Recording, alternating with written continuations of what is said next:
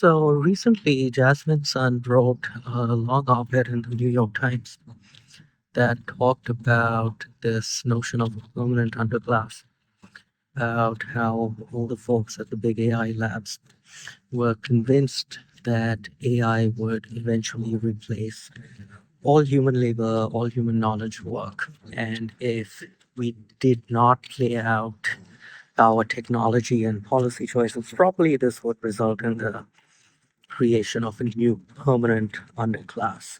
It's almost a meme in Silicon Valley AI circles at this point.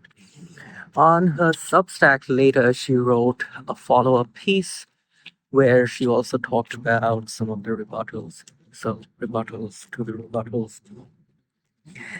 And of course, one of the most prominent rebuttals to an argument like that is good old Jevons paradox, which is about how when the cost of a desirable good goes down, the demand for it skyrockets. So that's saying even if artificial intelligence becomes much cheaper, you will just have more and more demand for it and more jobs. And Sun's rebuttal to the rebuttal is that sure, you might have more demands for AI, but that doesn't necessarily mean that that demand will get fulfilled by humans. And I think that's the crux of the argument. So, one part of this argument that often gets missed is I don't know if it has a name. I like to call it the complexity ratchet.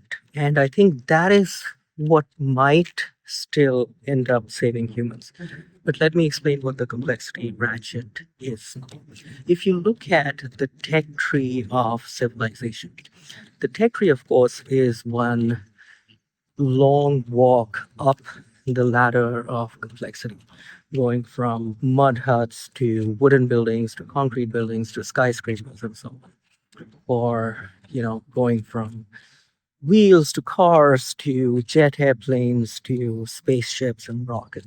And of course, each of these is orders of magnitude more complex than the one before it. A very clean recent example, I think, that is within most of our lifetimes is the advent of the personal computer. And if you remember, the killer app for the personal computer was the spreadsheet. People actually didn't know what to do with the personal computer until VisiCalc came around and people saw spreadsheets, and that's what made people realize what computers can actually be used. Anyway, so when spreadsheets came out, the overwhelming lament at the time was that it would wipe out the accounting profession. And of course, now, all these decades later, we know it didn't wipe out the accounting profession. Quite the contrary. In fact, it probably 10x or 100x the number of accountants. But why is that?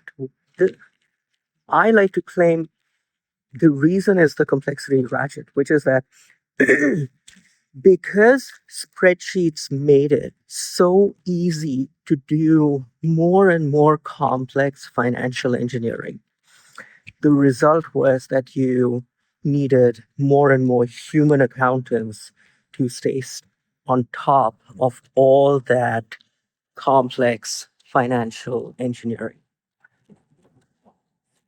And you can make the same argument for most digital technology. For example, I don't think you would have laws and bills in Congress that came in at thousands of pages if you didn't have word processors, for example.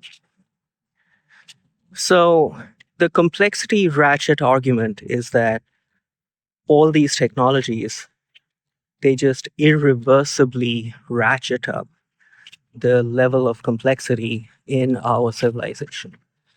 They let us create and manage and live with more and more complex legal and societal and financial and educational structures. And these structures just become part of our lives, part of our civilization.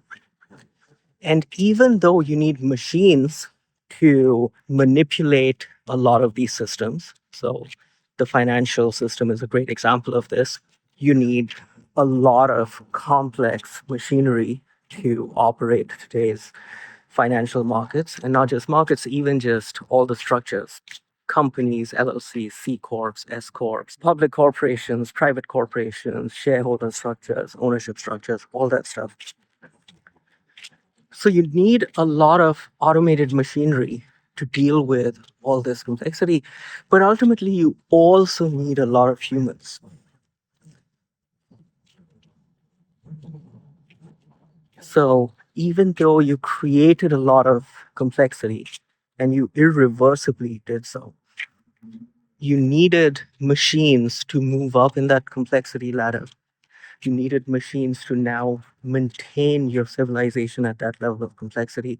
But all the while, you didn't do away with humans. So, yeah, just like spreadsheets. Because of spreadsheets, you didn't reduce the total number of accountants in the world.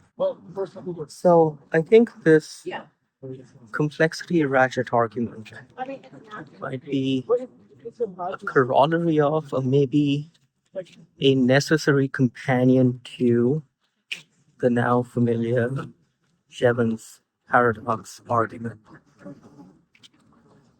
Now, I think the rebuttal of, okay, AI will enable this massive leap up in the complexity of the structures that we as humans build and use in our civilization.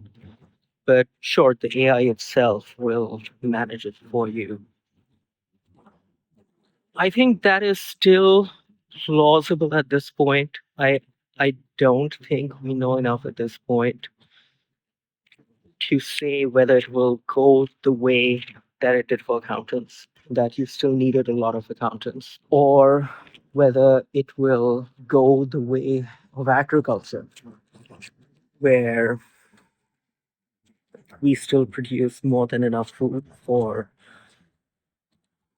the population of the planet, but the number of farmers, both in absolute and relative terms, just completely fell off a cliff. And now we just don't need farmers anymore. So will all this go the way of accountants, or will it go the way of farmers? And again, you can make some historical parallels over there, which is that, all right, farming is a very physical activity. It's from the world of atoms, not the world of bits. So there is some ceiling, there's some limit to how much food you need or want, and how much food you can store and move around, and so on. But on the other hand, accounting and law and finance, it's purely abstract. It's completely conceptual. There's no ceiling to the complexity of financial structures as long as someone is still getting some utility out of it. So if you believe that argument, then you might say, okay, even with AI, with the complexity ratchet enabled by AI, you're still gonna need a lot of humans in the future to stay on top of all this complexity. In other words, that we will go the way of the accountants rather than the farmers.